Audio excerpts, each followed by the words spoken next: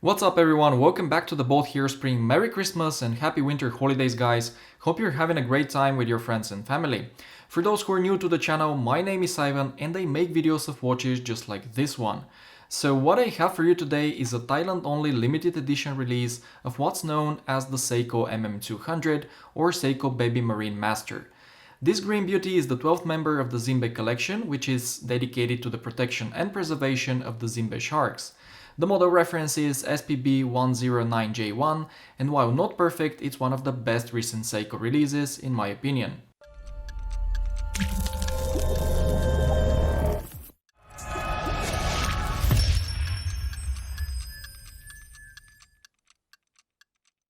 I usually don't show the boxes of the watches I review, but in this case I really have to do it.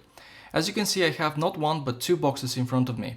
In the first one you get the watch, which is sitting in the middle, surrounded by a nice matching green interior. You also get a free rubber strap, which is a very nice touch, although I'll probably never use it. And the box is the same as the one of the Zimbe 13 that I reviewed a few weeks ago. Feel free to check that video if you've missed it. Then the second box is where things become a little bit more interesting guys. And that's because it contains 13 cap coasters, which simulate the dials of all previously released Zimbe watches. Now to me that's super cool because all of them are really nice looking and of very good quality. From what I've heard, not everyone that bought the watch got these coasters, but I'm happy that I did because once again they're very cool. Oh, and I also got a free SEIKO t-shirt, so huge thanks to my wife and whoever she bought the watch from. Finally, you get this sort of mini catalog brochure of all the other 12 watches in the collection. Unfortunately, it's all in Thai language, but still it's nice to see all watches in one place. Some of these are a huge hit, like the one that started O, the Grey Turtle, or the number 5 Shogun, made of titanium, and of course the number 12, which is the one that I'm showing you today. Speaking of which, let's start with the review. As always, the dimensions go first, and this watch is not small guys, but it's very wearable. The case diameter is 44mm, the lug to lug is 51, while the thickness is 13mm. However, because of the case shape and crown being positioned at 4 o'clock, this SEIKO looks and wears smaller than what its dimensions would suggest.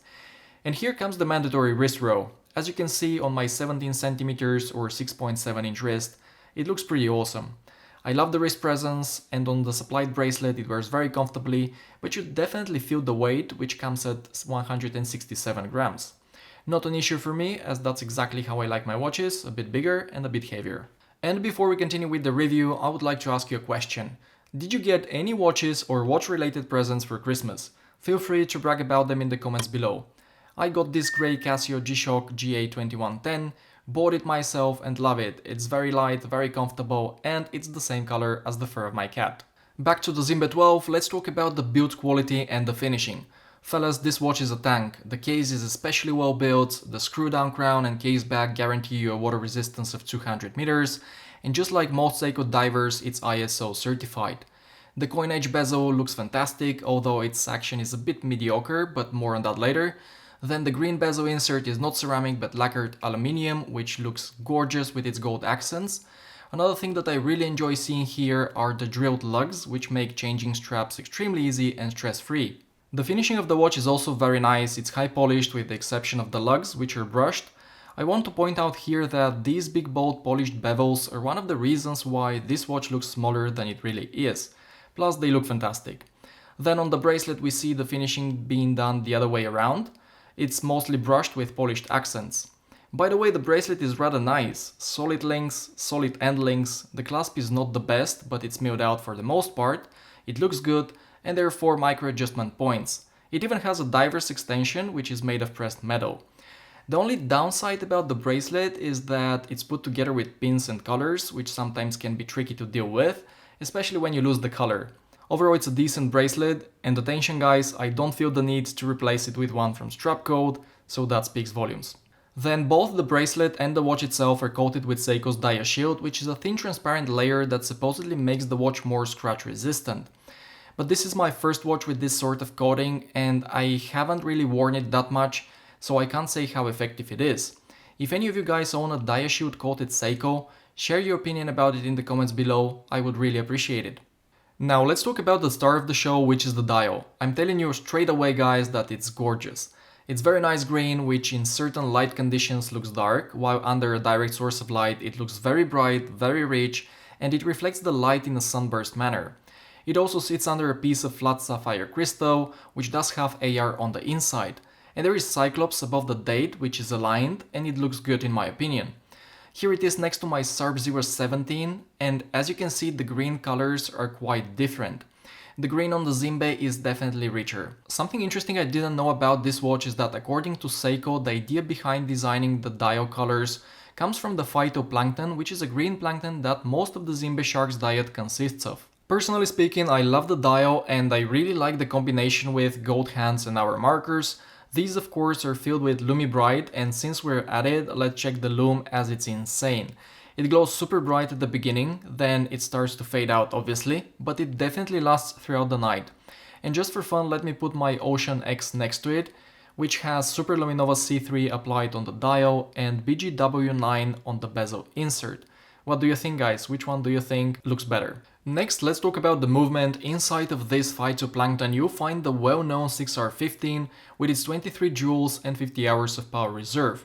This one is running a little bit slow, averaging -5 seconds per day, which is not ideal, but still well within the stated tolerances for this movement, which are -10 to +25 seconds per day.